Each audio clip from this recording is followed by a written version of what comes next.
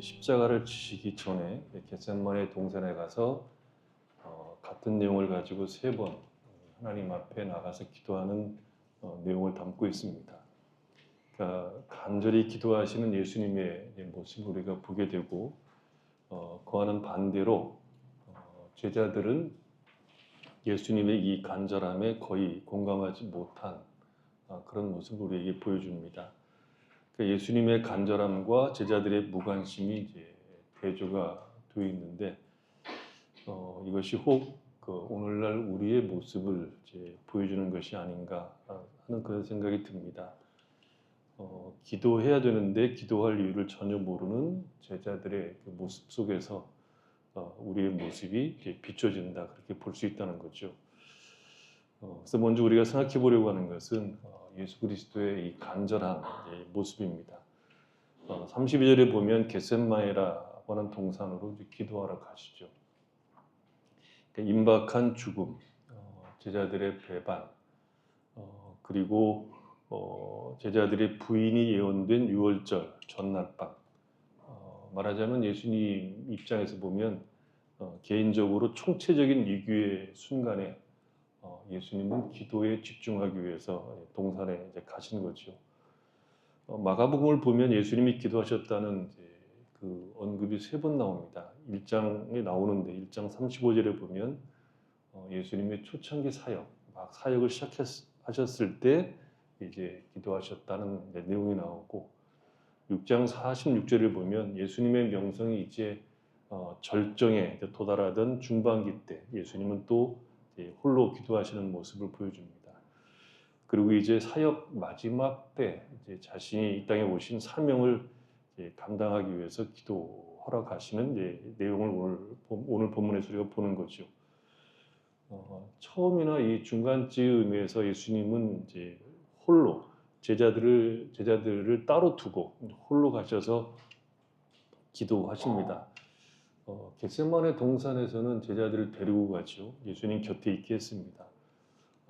같이 기도하기를 원했지만 사실은 기도하신 분은 예수님 밖에 없다는 것을 우리가 보게 되죠. 그러니까 악의 어두움이 강하게 내려앉는 그날 밤, 당신은 잡혀가시고 제자들은 하나는 팔아먹고 하나는 11명은 다 도망가는 그 밤에 씨름하듯이 기도를 드린 분은 오직 예수님 뿐이셨습니다. 예수님은 베드로와 야고보와 요한만 데리고 기도의 장소로 가게 되죠. 나머지 제자들은 겟세마네 입구 어디쯤에 앉아 있으라고 하고 이 세 사람만 데리고 갑니다.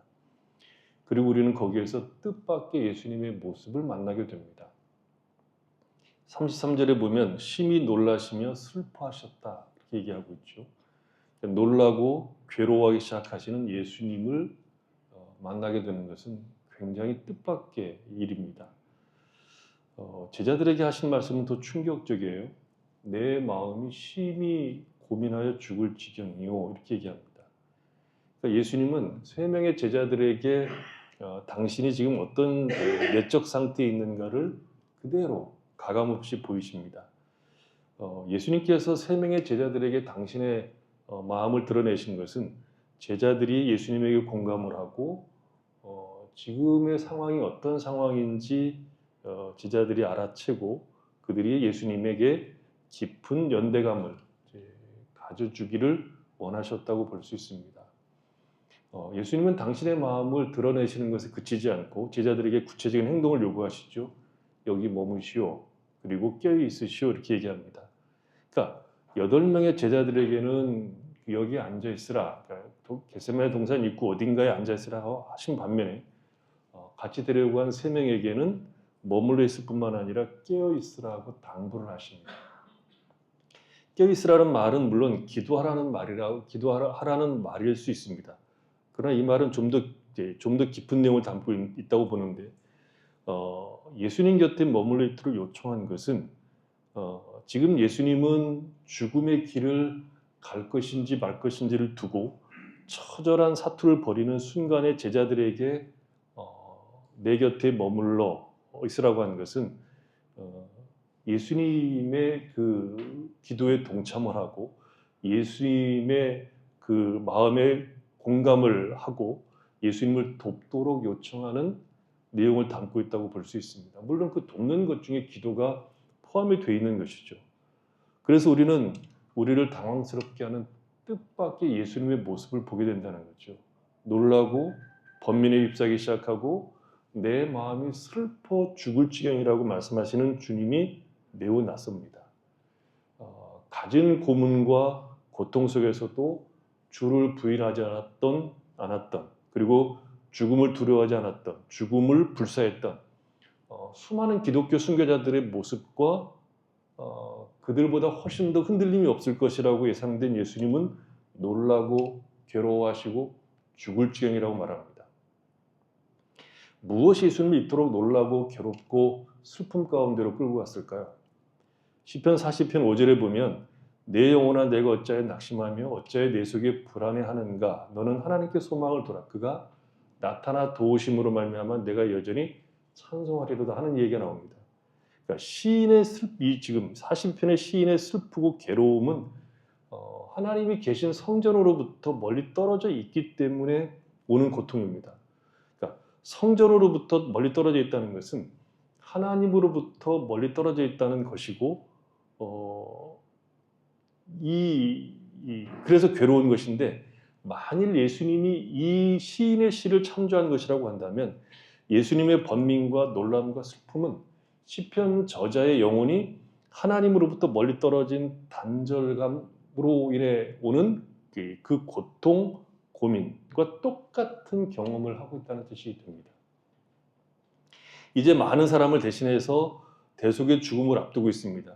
그러니까 죄인들이 겪어야 하는 영적 유기 상태, 하나님으로부터 버림받은 상태를 예수님이 이제 직접 경험하게 됩니다. 순교자들은 순교 순간에 자신들이 순교하는 순간에 영적 유기 상태에 있었던 것이 아니라 오히려 그 순교하는 순간에 하나님과 더 친밀한 관계 속으로 들어갔기 때문에 그 죽음을 당당하게 맞이할 수 있었습니다. 여러분 스데반의 죽을 때 모습을 보십시오. 스데반의 죽을 때 그는 우리 주님이 보좌 우편에 서신 것을 보았습니다. 그러니까 스데반은 죽음의 순간 예수를 잘 믿었기 때문에 그 결과로 죽는 순간에 억울한 것이 아니라 그 죽음의 순간에 하나님이 그를 바라보고 있었고 하나님이 그와 함께 있었다는 것이죠. 그래서 하나님으로부터 죽는 순간에 버림당한 것이 아니라 오히려 더 강하고 분명한 친밀감 속으로 들어간 것입니다. 그래서 그는 천사의 얼굴을 하고 죽을 수 있었다는 것이죠. 그러나 지금 여기서 주님은 죄로 인해서 우리가 마땅히 당해야 되는 하나님으로부터 버림받는 것을 주님이 직접 경험해야 되는 상황이기에 놀랍고 슬픈 겁니다. 주님은 하나님으로부터 외면을 당하는 처지에 몰리게 된 것이죠. 그래서 우리는 여기에 이런 심적 고통을 호소하는 예수님, 낯선 모습을 보게 됩니다. 35절부터 그것이 더 분명하게 나오죠. 예수님은 자신이 직면한 문제를 가지고 홀로 하나님 앞에 나가십니다. 마가는 예수님이 무슨 내용으로 기도하셨는지를 말하기 전에 어떤 자세로 기도하셨는가를 구체적으로 표현합니다. 땅에 엎드렸다 이렇게 얘기하죠. 당시 유대 사회의 보편적인 기도 방식은 서서 기도하는 겁니다. 서서 기도하는 것이 보편적인 방식입니다. 예수님은 서서 기도하시기보다는 엎드려 기도하신 겁니다. 이례적인 기도 방식입니다. 그것은 하나님에 대한 경외와 복종을 온몸으로 드러내신 겁니다. 예수님은 기도의 내용을 말하기 전에 이미 몸으로 기도를 하신 것이죠. 말하자면 경외와 복종을 하겠다는 전제를 가지고 기도의 그 길에 들어선 것입니다. 그 기도의 내용이 무엇입니까? 가능하다면 그때가 비켜가도록 그렇게 기도하셨습니다. 예수님이 지나가기를 구한 그때는 언제를 말할까요? 12 중에 하나가 예수님을 팔 때이고 많은 사람을 위하여 피 흘림을 당해야 되는 그때이고 하나님께서 목자를 치심으로 양들은 흩어지는 그때이고 무엇보다도 베드로가 3번 자기를 부인할 때이고 유다가 팔아먹을 그때이죠. 예수님은 그때가 비켜가도록 기도하십니다. 예수님은 그런 일이 일어나지 않기를 간구하셨고 궁극적으로는 죽음을 면하게 해달라고 기도를 드리셨습니다. 그러니까 보면 아빠 아버지여 아버지께는 모든 것이 가능하오니 이 잔을 내게서 옮기시옵소서 이렇게 기도하죠. 예수님은 하나님을 아빠 아버지라고 부르면서 기도를 합니다. 예수님이 하나님을 아빠 아버지라고 부르는 것은 하나님과 예수님과의 그 관계가 매우 특별한 관계라는 것을 우리에게 말해주죠. 예수님이 사용하신 아빠라는 이 말 속에는 예수님 자신이 제2위 하나님으로서 아들로서 하나님과 가진 밀접한 관계를 표현하는 말입니다. 그리고 인자, 곧 메시아적인 아들로서 예수님은 하나님을 아빠 아버지라고 부르면서 기도를 하고 있는 것이죠. 여러분, 예수님이 처음 사역을 시작할 때 하나님은 예수님을 향해서 이는 내 사랑하는 아들이라고 하셨습니다. 근데 이제 예수님이 이 땅에 오신 사명을 감당해야 되는 시점에서는 주님이 하나님을 향해서 아빠라고 부르십니다. 아빠라고 부르면서 기도하는 그 상황이 어떤 상황입니까? 이 상황은 하나님으로부터 버림받는 경험을 해야 되는 상황이고 자신의 몸을 많은 사람의 대속물로 주어야 되는 상황이고 제자들이 배반하고 등을 돌리는 상황을 마주해야 하고 악한 세력들에 의해서 희생당해야 되는 모순적인 상황입니다. 그런 상황에서 예수님이 붙드셨던 것은 하나님과 가지고 있는 독특한 관계, 아버지와 아들로서 가지고 있는 특별한 부자 관계를 붙들고 지금 하나님 앞에 나서고 있는 겁니다. 어둠이 깊게 들이오는 시간에 예수님이 바라본 것은 아버지였습니다. 예수님이 세례를 받으셨을 때 하나님은 예수님에게 너는 내 사랑하는 아들이라고 분명한 음성으로 불렀지만 지금은 아들 예수님이 하나님을 아빠라고 부르며 기도합니다. 그러나 아들에게 소명을 주실 때 처음 세례를 받고 올라오실 때 그 소명을 주실 때는 하나님께서 하늘을 찢으시며 소리를 들려주셨던 그 아버지 하나님은 지금 아들이 고통 속에 부르짖고 있는데 침묵하고 계십니다. 그러니까 지금 엇갈려 있는 거죠. 처음 등장했을 때는 하늘을 찢으시고 이는 내 사랑하는 아들이라고 얘기했지만 지금 이제 막상 사명을 감당하려고 하는 그때 고통 속에 아들이 부르짖고 있지만 아버지는 정작 침묵하고 계십니다. 하지만 예수님이 잡고 있는 손은 그 아버지입니다. 아버지는 침묵하시지만 아들은 아버지를 바라보고 있는 겁니다. 하나님이 우리 기도에 침묵하시는 것처럼 보이십니까? 그럼에도 불구하고 우리가 잡아야 되는 것은 그 아들을 아끼지 않고 내어주신 아버지 하나님의 손 외에는 없습니다. 외면하신 것 같이 보이나 아버지는 아들의 소리를 외면하실 수가 없습니다.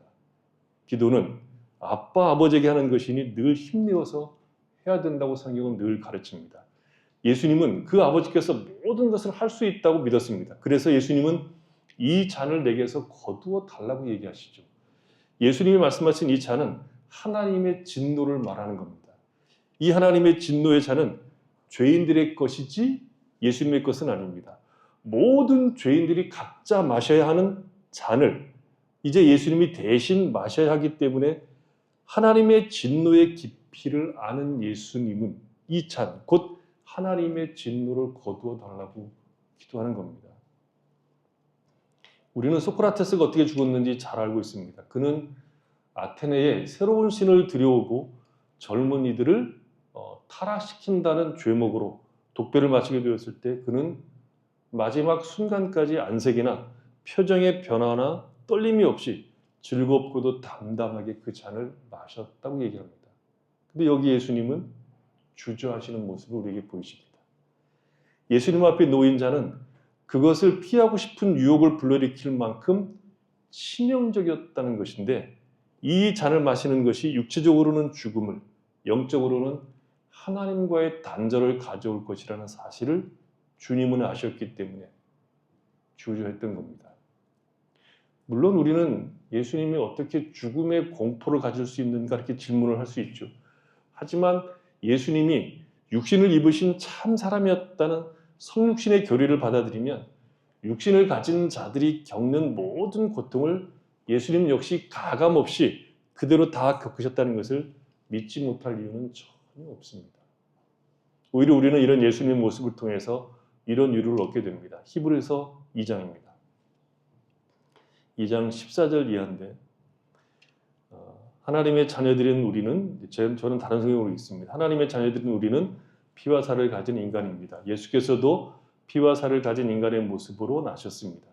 그것은 자신의 죽음을 통해서 죽음의 권세를 가진 악마의 세력을 쳐부수기 위한 것입니다. 이것만이 죽음을 두려워하여 평생토록 공포의 노예가 되어 있는 인간들을 구원해낼 수 있기 때문입니다. 예수께서는 천사를 붙들어 주신 것이 아니라 분명히 아브라함의 후손을 붙들어 주신 것입니다. 예수께서 모든 면의 형제인 우리와 같아지셔야 했던 까닭이 여기 있습니다. 그리하여 예수께서는 우리에게는 자비롭고 하나님께는 신실한 대제사장으로서 우리 인간의 죄를 없애주실 수 있습니다. 그리고 친히 고난과 시련을 겪으셨기 때문에 우리가 겪는 고난과 시련의 어려움을 아시고 능히 도와주실 수 있습니다. 우리가 겪는 고통과 어려움들은 그리스도 예수께서 겪으신 고통 속에서 위로를 받게 됩니다. 그리고 그 앞에 나갈 힘을 얻게 됩니다. 그럼에도 불구하고 이 잔을 내게서 거둬달라는 기도는 많은 사람을 대속하는 메시아적 소명을 회피하시는 것이 아닌가 하는 그 반문을 해볼 수 있다는 거죠. 걸림이 될 수 있다는 거죠. 예수님은 당신이 걸어가야 하는 길이라는 소명 앞에서 죽음이 가져오는 실제적 번뇌를 가감없이 하나님 앞에 이제 다 토해내시죠.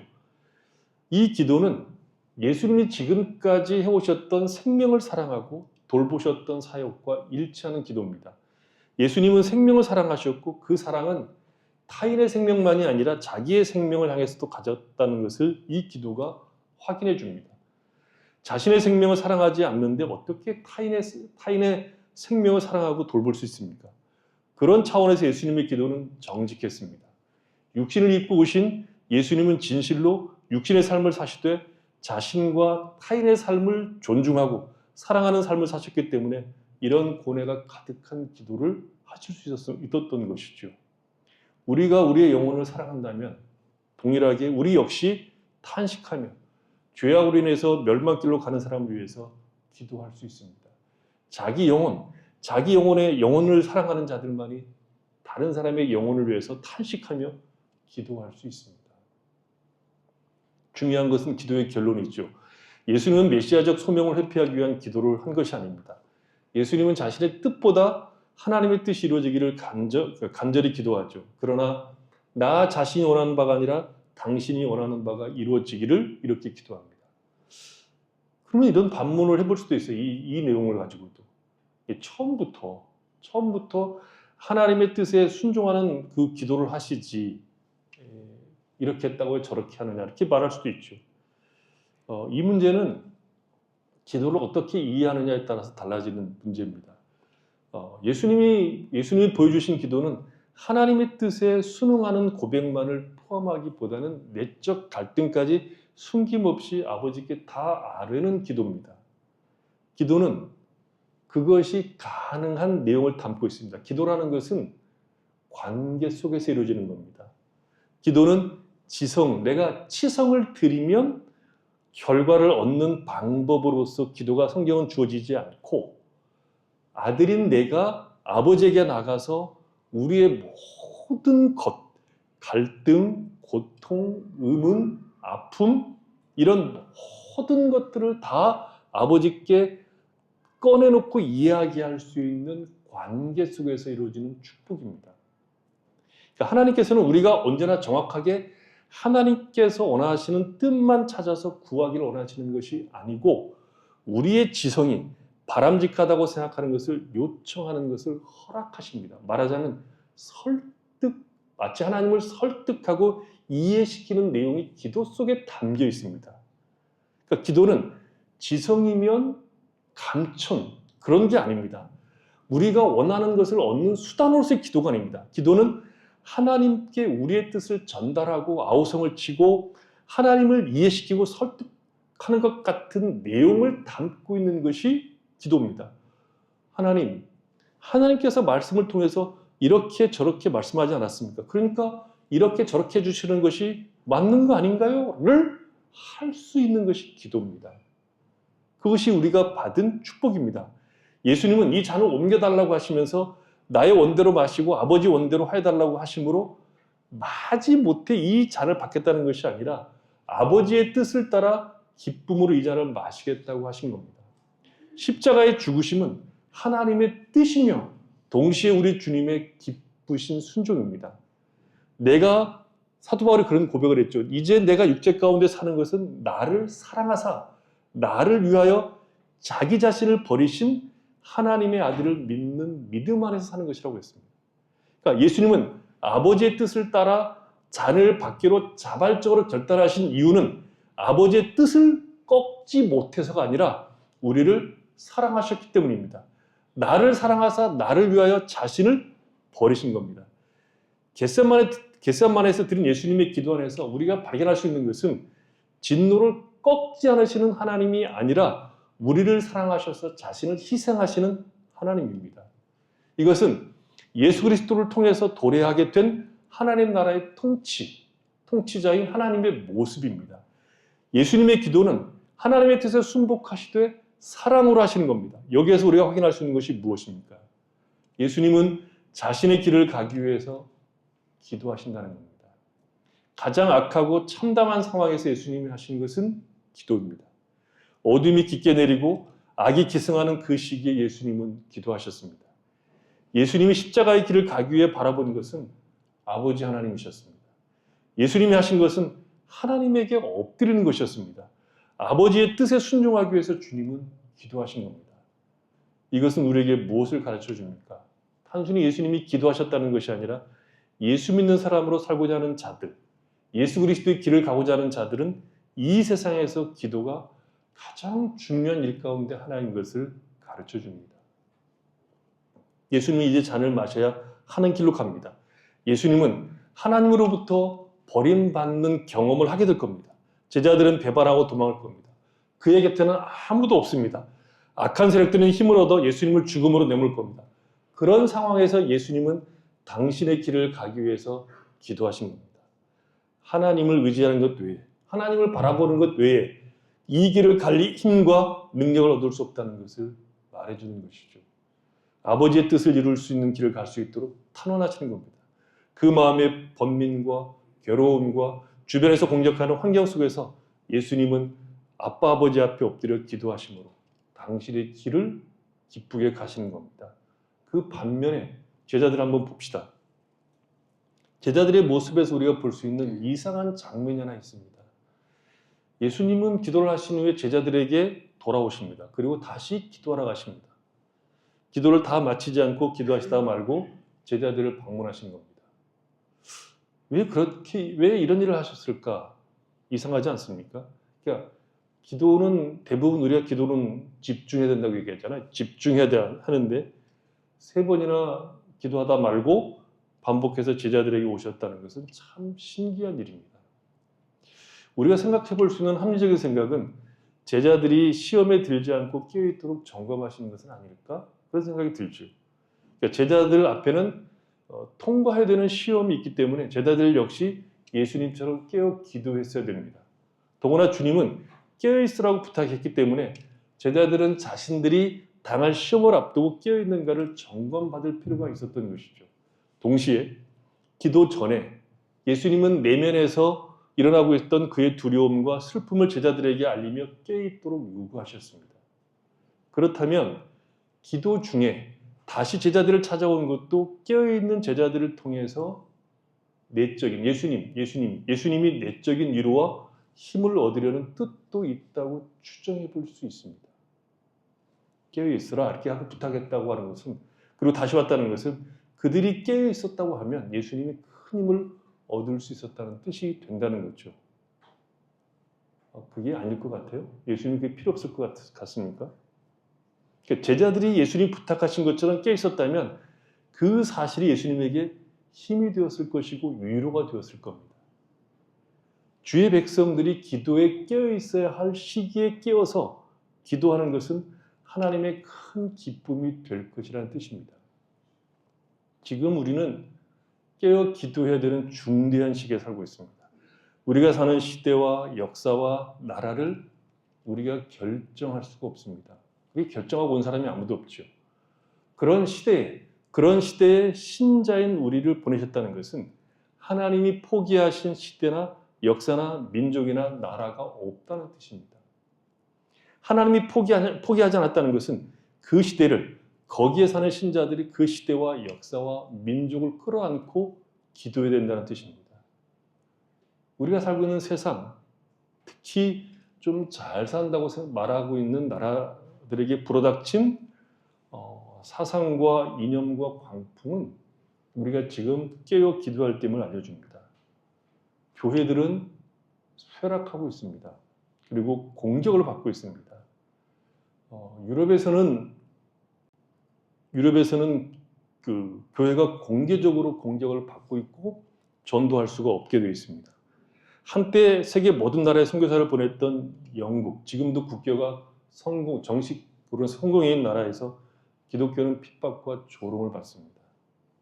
영국의 어떤 목사가 낙태병원 앞에서, 낙태병원이 저기 있는데 그 길 건너편에서 눈을 감고 이렇게 기도하셨습니다. 소리 내서 기도한 것도 아닙니다. 전봇대인지 뭔지를 이렇게 의지해서 눈을 감고 이렇게 기도하셨습니다. 또 어떤 사람이 가다가 고발했어요. 이상한 짓 하고 있다고. 그래서 경찰에 와서 잡아갔어요. 말로 기도한 것도 아니에요. 지금 제가 이게 만드는 얘기 사실을 얘기하고 말로 이렇게 하나님 아버지 이렇게 기도한 것도 아니에요. 속을 했단 말이에요. 근데 잡아가서 물어봤어요. 당신 거기서 뭐 했냐 그랬더니 나 기도했다.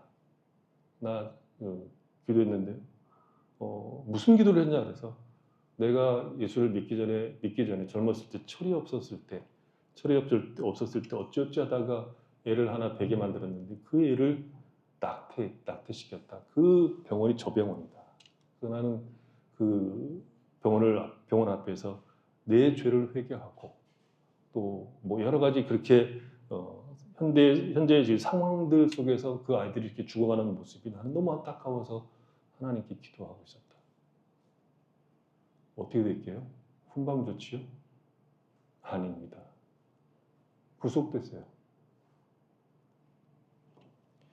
어둠이 점점 짙어지고 있고 죄악은 그 도를 훨씬 우리가 생각하는 것보다 훨씬 넘어서고 있습니다. 미국 고등학생 4명 중 1명이 LGBT라는 이야기가 있습니다.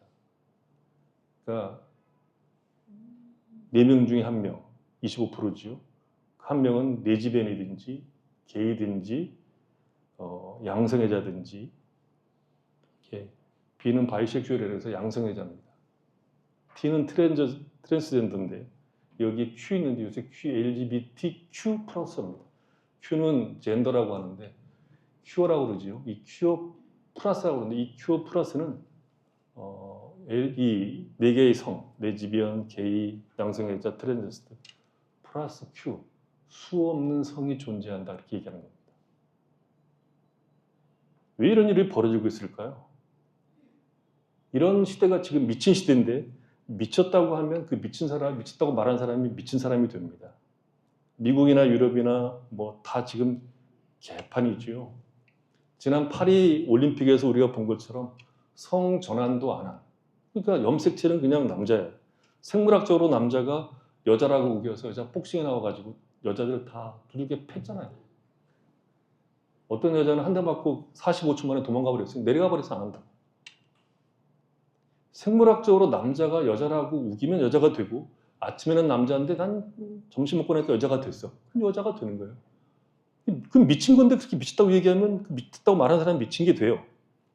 근데 그 여자가 난 여자다라고 그 여자가 된 여자가 여자 탈실에 들어가서 샤워룸에 들어갔는데 그것을 본 여자가 경악을 하고 소리치고 막 거부를 하면 그 여자가 혐오주의자로 몰려서 처벌받아요.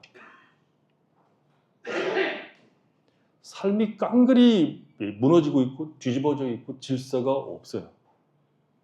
궁극적으로는 가정을 해체하려고 하는 것이 그들의 목적인 것 같아요. 문화 막스주의자들은 가정과 교회를 해체하는 것까지가 목적입니다. 이들의 목적은 뭐냐 하면 금지하는 모든 것을 금지하는 것이 그들의 목표입니다. 이게 68세대들이 했던 구호거든요.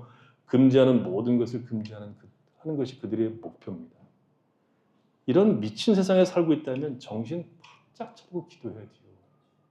이것은 좌우 이념 문제가 아니라 생존의 문제이고 영적인 문제입니다. 한국이 지금 그 문턱을 넘어가려고 수도 없이 애를 쓰고 있습니다. 수도 없이. 계속해서 이 문제를 국회에 법안으로 올라오고 있습니다. 지금까지 어찌어찌 막고 있는데 제가 볼 때는 꼴딱 넘어가게 생겼어요. 예수 믿는 사람들도 그런 정치 세력을 지지하니까 이 미친 세상을 미쳤다고 볼 수 있고 말할 수 있는 사람은 신자들 뿐이고 그런 폐역한 세상을 바라보고 탄식하고 기도할 수 있는 것도 우리뿐입니다. 이런 세상은 전부 진화론과 막스주의가 만나서 이루어진 겁니다. 인간의 인권을 말하는데 오늘날처럼 인간의 인권을 그렇게 주장하고 그렇게 얘기하는데 인간의 종교와 명예는 사라지고 있습니다. 인간이 짐승 수준으로 가고 있는데 그것을 인권이라고 난리를 치고 앉아 있습니다. 이런 흐름이 문화적으로, 사회적으로, 정치적으로 힘을 가지고 들어오고 있고 그것을 하나의 기준으로 삼아서 모든 것을 삼키고 있습니다. 세계적으로 좌파 사상은 전부 이 진화론과 막스 사상의 경도도 있는 겁니다. 지금은 정신 차리고 똑바로 보고 기도하고 행동할 때입니다. 이런 식의 신자로 살 수 있게 예수를 긍정하고 살 수 있게 우리는 그 어떤 시대보다 더 어두운 시대를 지나가고 있고 그런 시대에 우리가 산다는 것은 하나님이 그 시대조차도 포기하지 않았다는 것을 의미합니다. 우리가 거기에 존재하기 때문에 그 책임을 감당하기 위해서 기도하셔야 됩니다. 깨어 있어야 됩니다. 인류 역사 속에서 지금 이 시대 2차 세계대전 끝나고 난 지금 그 이후 지금까지 이 인류 역사 속에서 가장 평화로운 시대라고 얘기하고 가장 번영한 시대라고 얘기하고 있지만 반대로 가장 어둡고 악한 시대로 가고 있습니다. 나이 든 사람들, 저도 이제 나이가 들었다고 보는데 가장 큰 걱정이 노후, 건강 이런 것도 있을 수 있지만 가장 큰 걱정은 자식들입니다. 자식 세대들. 자식들이 어떻게 살 수 있을까? 이런 미친 세상에서 어떻게 똑바로 예수 믿는 사람으로 살아갈 수 있을까? 그게 걱정이죠. 돌아오신 예수님은 제자들이 잠자고 있는 것을 봅니다. 하나님 아버지에게 기도하고 오신 예수님과 자고 있는 예수님이 대조가 되고 있죠. 제자들이 대조가 되고 있죠. 아버지의 뜻이라면 잔을 받겠다는 예수님을 통해서 하나님의 뜻은 이루어지겠지만 깨어있으라는 그의 뜻은 제자들에게 이루어지지 않고 있다는 것이 대조가 되어 있습니다. 잠을 자고 있는 제자들은 3명이 아니라 전부일 거라고 봅니다. 근데 책망은 시몬 한 명에게 향하지요. 시몬아 자느냐? 내가 1시간도 깨어있을 수 없더냐 얘기하죠. 그런 다음에 모든 제자들을 대상으로 권면합니다. 그대들은 깨어있으시오. 그리고 기도하시오. 시험에 들지 않도록 말이오. 그러니까 다 자빠져 자고 있었던 것이죠. 그러니까 시몬에게 특별히 집중된 이유는 시몬이 통과해야 될 시험이 있기 때문에 그렇습니다. 그러면서 모든 제자들에게 주님은 깨어있으라고 하시면서 구체적으로 깨어있는 행위로 기도할 것을 권면하십니다. 기도하지 않으므로 결국 실패할 것을 암시하고 있다고 볼 수 있습니다. 깨어있다는 것은 제자들, 신자들에게 이 세상을 살아가는 삶의 가장 기본적인 내용이라는 거죠. 깨어서 기도해야 되는 이유는 시험에 들지 않도록 하기 위함입니다. 특별히 제자들이 마주하는 시험은 예수님을 부인하고 도망가는 겁니다. 겟세마네 오기 전에 베드로와 모든 제자들은 예수님을 부인하지 않고 결코 예수님을 떠나지 않겠다고 다짐을 했습니다. 이제 그것이 진실인지 거짓인지를 점검받아야 됩니다. 그러므로 제자들이 기도해야 되는 것은 시험을 피하도록 하는 것이 아니라 시험을 받더라도 시험자의 의도에 말려들지 않고 오히려 예수님께서 모든 시험을 이기심으로 그 진실을 드러내신 것처럼 제자들은 시험 가운데서 진실을 드러낼 수 있도록 자기들이 내뱉은 말을 확증해야 되는 자리에 갈 수 있도록 기도해야 된다는 것이죠. 이 시험은 늘 모든 신자들 앞에 놓인 겁니다. 우리는 우리의 삶의 모든 영역에서 예수를 믿는 사람으로 삽니다. 우리의 삶을 통해서 예수 그리스도가 긍정되어야 됩니다. 그 일은 깨어서 기도하지 않으면 할 수 없는 일이라는 것이죠. 신자로 살아보려고 애를 쓰면 쓸수록 기도는 더욱 절실한 것을 알게 됩니다. 신자로 사는 것을 대충 하면 기도가 그렇게 절실하거나 필요하지 않습니다. 신자답게 살려는 순간 우리는 기도의 자리가 꼭 필요하다는 것을 확인받게 됩니다. 제자들이 마주한 세상과 우리가 마주한 세상이 다르지 않습니다. 그때 세상이나 지금 세상이나 똑같은 원리로 예수를 주로 부인하는 것을 부정하고 세상 한복판에서 예수를 긍정하는 일을 세상은 여전히 그때도 미워하고 지금도 미워합니다. 세상 풍조에 대해서 신자는 그런 세상에서 그런 세상 풍조에 대해서 신자들은 반대하고 그런 세상 속에서 그리스도 예수를 긍정하는 자들입니다. 그래서 기독교는 항상 세상으로부터 미움을 받게 되어 있습니다. 구조적으로. 그래서 제자들에게 깨어 기도라고 하신 것은 우리가 들어야 될 내용이라는 것이죠. 근데 문제는 뭡니까? 영은 원하고 육신은 약하다고 주님이 진단하셨어요. 성령은 원하지만 인간은 약하다는 것이 아닙니다. 인간은 영과 육으로 구성된 존재로 보는 것이 성경적 사고입니다. 특히 영은 하나님을 갈망하고 만나는 장소로 이해할 수 있고 육은 종종 죄악된 욕구들의 거처로 이해될 수 있습니다. 물론 처음 창조될 때에는 영과 육의 갈등이 없었습니다. 그러니까 타락한 이후에 영과 육은 갈등 관계에 놓이게 됩니다. 영은 원하지만 육은 그것을 반대하거나 혹은 행할 능력이 안 될 수가 있습니다. 간절히 원하지만 육은 그것을 할 수가 없다는 것이죠. 그런 갈등은 어려움이 크면 클수록 더 큰 갈등으로 나타날 수 있습니다.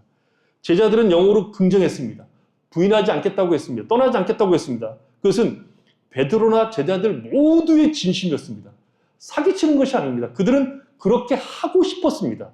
그러나 육은 그것을 할 능력을 가지고 있지 못했던 것이죠.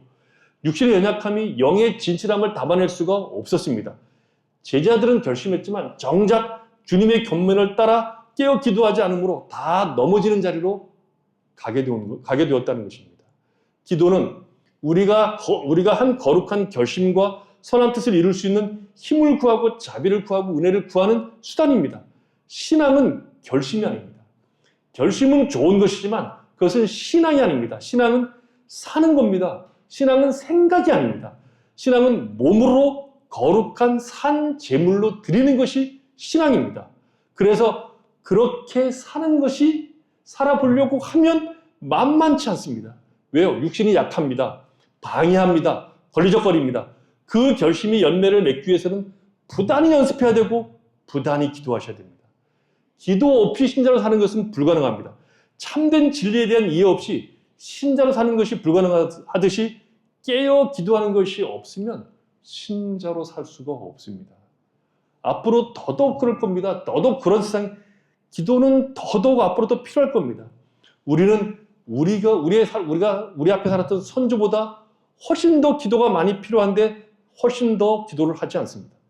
우리가 살아가야 하는 세상은 선조들이 기도한 것보다 10배 이상 더 기도해야 되는데 우리는 그것에 반도 못하고 있습니다. 우리는 우리 선조들이 그 자녀들을 키우기 위해서, 우리를 키우기 위해서 기도한 것보다 우리가 우리 자식들을 위해서 100배는 더 많이 기도해야 되는데 우리가 살고 있는 시대가 어떤 시대인지 전혀 모르고 있습니다. 우리가 걱정하는 것이 뭐죠? 어떻게 먹고 사느냐죠. 어떻게 편히 먹고 사는지, 어떻게 먹고 살 것인지를 걱정하고 있지. 이 악한 세상에서 빛들의 자녀들로 살아가야 될 우리 자녀들의 모습을 보지 못하고 있다는 거죠. 또 그들이 기도하지 못했던 이유를 그 이야기를 이제 더 들어보면 이거예요. 두 번째 하고 세 번째 기도하고 오시면서 이렇게 얘기하죠. 두 번째 기도하고 나오시면서 이렇게 얘기합니다. 그들이 자니 그들의 눈이 피곤함이라 그랬어요. 그리고 그들이 예수께 무엇으로 대답할 줄 알지 못했다. 눈이 피곤하다 그랬고 무엇으로 대답할 줄 알지 못했다 이렇게 얘기했습니다. 그러니까 제자들이 깨어 기도하지 못한 이유는 그들의 눈이 무거워서 내려오고 있었고 또 그에게 무엇을 말해야 될지 몰랐기 때문이라고 얘기하고 있죠.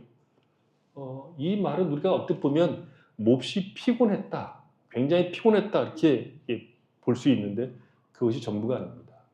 그러니까 눈이 심히 피곤했다는 것은 볼 수 있는 능력이 없다는 것으로 볼 수 있습니다. 그들이 무엇을 말해야 될지 몰랐다는 것은 볼 수 없었기 때문에 무엇을 말해야 될지 몰랐던 무지 속에 있었다고 말할 수 있습니다. 제자들은 예수님을 따라오면서 보고 깨달아야 했습니다. 마가는 줄기차게 보고 깨닫는 문제를 지속적으로 얘기했습니다. 하지만 제자들의 모습은 보지도 못하고 깨닫지도 못하는 상태였습니다. 마가는 보고 깨닫는 문제를 자주 다루었는데 제자들은 보지 못했습니다. 예수님이 겟세마네에서 이런 처절한 기도를 하시는 이유를 모르기에 깨어있는 것이 불가능한 상태를 눈이 심히 피곤했다는 말로 쓰고 있는 겁니다. 제자들은 도망가고, 그러니까 말하자면 이게 비슷한 비유일지 모르겠는데 우리 아이들이 공부를 왜 해야 되는지 모르기 때문에 늘 눈이 내려와 있잖아요. 근데 걔들이 게임할 때는 눈이 내려온 걸 본 적 있습니까? 게임할 때 눈 내려오는 애들은 아마 서울대를 가지 않을까? 하버드를 가든지. 근데 늘 내려와 있잖아요. 공부할 때 늘. 그 얘기예요 지금. 제자들은 도망가고 베드로는 예수님을 부인하는 말을 하는 것은 한순간에 잘못된 선택을 해서가 아니라 제자로서 보고 깨우쳐야 할 중요한 것들을 놓친 결과라는 말이에요.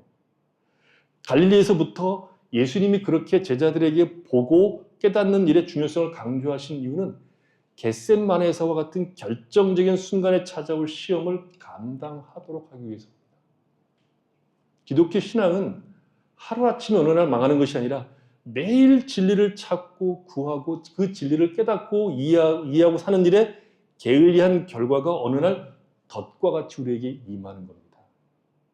우리가 집에서 피곤해서 눈이 무거워지는 것이 아니라 보고 깨달아야 되는 것의 중요성, 신자로 사는 책임과 권리와 그 영광을 이해하지 못하기 때문에 늘 성경을 보면 눈이 내려오는 겁니다. 이사야 40장 28절 너는 알지 못하느냐 듣지 못하느냐 영원하신 하나님 여호와 땅끝까지 창조하신 이는 피곤하지 않으시며 곤비하지 않으시며 명철이 한이 없으시며 피곤한 자에게는 능력을 주시며 무능한 자에게는 힘을 더하시나니 소년이라도 피곤하며 곤비하며 장장이라도 넘어지며 쓰러지되 오직 여호와를 앙망하는 자는 새 힘을 얻으리니 독수리가 날개치며 올라감 같을 것이요 다른 박질하여도 곤비치 아니하겠고 걸어가도 피곤치 아니하리로다. 아멘입니까? 그러니까 집에 가서 시험해 보세요. 성경을 읽을 때 눈이 내려가는지 올라가는지. 예수님이 이제 세 번째 오셔서 제자들을 살핍니다. 세 번 반복했다는 것은 열렬함의 표시라고 볼 수 있습니다. 예수님은 죽음의 그림자가 점점 다가오는 날밤에 한편으로는 세 번 하나님 앞에 나가서 기도드렸고 다른 한편으로는 세 번 그의 제자들을 깨우시고 권고하십니다. 41절을 보면 아직도 자고 있느냐 아직도 쉬고 있느냐 그만하면 됐다 이제 시간이 되었다 이렇게 되어 있는데 좀 더 다른 번역은 자고 있고 또 쉬고 있단 말이요 그것이 먼 것 같소 그때가 왔소 그리고 일어나시오 함께 갑시다 배반자가 가까이 왔소 이렇게 하는 게 낫습니다. 그러니까 아직도 자고 있느냐 아직도 쉬고 있느냐 그리고 난 다음에 그만하면 됐다 라기보다는 그것이 먼 것 같소 이게 맞는 말입니다. 이런 문맥이 더 어울리는 이유는 제자들은 아직도 정신을 못 차리고 예고하신 순환의 때가 아직 멀리 있거나 그들과 관계없는 것을 생각하고 있기 때문에 그들이 깨어 기도하지 않는 것으로 판단하신 겁니다. 제자들은 아직 때가 멀었다고 본 거예요. 그것을 주님이 지금 책망하시는 것이죠. 때가 왔다는 것을 현실로 일깨워주고 있는 것이죠. 여기서 받아야 되는 때는 물론 고난의 때이죠. 십자가의 죽음의 때를 이야기를 합니다. 그러고 난 다음에 40일에서 보면 예수님이 재밌는 얘기를 해요. 일어나라. 함께 가자. 그렇게 얘기하죠. 어디로 함께 가자는 거죠? 어디로? 나를 파는 자가 가까이 왔다. 나와 함께 가자. 어딜 같이 가자는 얘기예요, 그러면. 다가오는 배반자를 향해서 함께 가자고 하는 말은 고난을 회피하기보다는 온 몸을 통해서 돌파하시려는 예수님의 결단이 거기에 새겨져 있는 것이죠. 그러면서 우리에게 뭐라고 얘기해요? 함께 갑시다. 함께 가자 얘들아. 그런 거 아니에요. 그러니까 그것은 고난의 밤을 함께 통과하자는 주님의 권고입니다. 근데 제자들은 이 권고를 받아들일 수 없죠. 아직도 멍청하게 있기 때문에. 신자들은 이 권면을 늘 받습니다. 주님은 우리에게 함께 가자고 말씀하십니다. 함께 가자고 한 이 길은 하나님이 원하신 길입니다. 하나님이 원하시는 길이라고 하는 것은 가장 영광스럽고 복된 길이라는 뜻입니다. 주님이 우리에게 함께 가자고 하신 길은 망하자고 하는 것이 아니라 흥하자는 것이고 영광되고 복된 길이기에 함께 가자고 하시는 겁니다. 인간이 가장 영광스럽고 복된 순간은 나를 지으신 분의 뜻을 따라 그 길을 걸어갈 때 가장 복되고 영광스러운 것입니다. 일어나 함께 가자고 요구하신 이 주님의 권고는 나와 함께 고통을 당하자는 것이 아니라 나와 함께 세상을 살리자는 겁니다. 세상에 생명을 주고 세상에 복이 존재한다는 것을 보여주는 길이 우리 주님이 일어나 함께 가자고 한 이 길 외에는 없습니다. 십자가가 망하는 자들에게는 미련한 것이지만 구원을 얻는 우리에게는 하나님의 능력이 하나님의 지혜입니다. 주님이 초대하신 이 길을 함께 걸을 때 비로소 우리는 인생의 인생된 복과 영광을 누리게 되는 것이고 사람이 사람으로 사는 보람을 맛보게 되는 겁니다. 바울이 뭐라고 얘기합니까? 나는 자랑할 것이 오직 하나 있는데 그것은 십자가라고 얘기합니다. 십자가는 구원의 유일한 방법이요 삶의 행복을 누리는 유일한 길입니다. 주님이 우리를 초대하신 이 길 외에는 행복이 없습니다. 너를 부인하고 너 각자 자신을 부인하고 십자가를 지고 나를 따라가는 것은 고난의 길, 힘든 길, 그 길로 우리를 초대하는 것이 아니라 가장 복되고 영광스러운 길로 초대하신 초대입니다. 내게는 우리 주 예수 그리스도 십자가 외에는 결코 자랑할 것이 없다. 예수님은 하나님 아버지의 뜻이라면 주어진 잔을 받겠다는 순종적 결단합니다. 그러나 제자들은 깨어 기도하라는 주님의 뜻에 순종치 못합니다. 깨어 있기에 실패해서 잠을 잔 제자들은 단순히 육체의 피로를 극복하지 못했다는 처음만 있는 것이 아닙니다. 예수님은 두 번째 기도에서도 첫 번째 드렸던 동일한 말씀으로 기도드리시면서 결국 순종의 결단하셨지만 제자들은 주님의 두 번째와 세 번째 방문에도 변함없이 자고 있었다는 점에서 그들이 가지고 있는 둔함, 미련함을 정당화시킬 수 없는 겁니다. 제자들은 줄곧 보고 깨닫는 일에 더딘 모습을 보여줬습니다.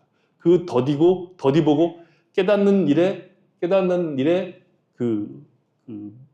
더디었기 때문에 가장 결정적인 순간에 눈이 무겁고 무슨 말을 해야 될지 모르는 모습으로 나온 겁니다. 함께 가자고 하니까 못 가는 거죠. 시험은 다가오는데 제자들은 보지 못하고 깨닫지 못하고 있습니다. 그러나 이 일은 우발적이거나 갑작스럽게 일어난 일이 아닙니다.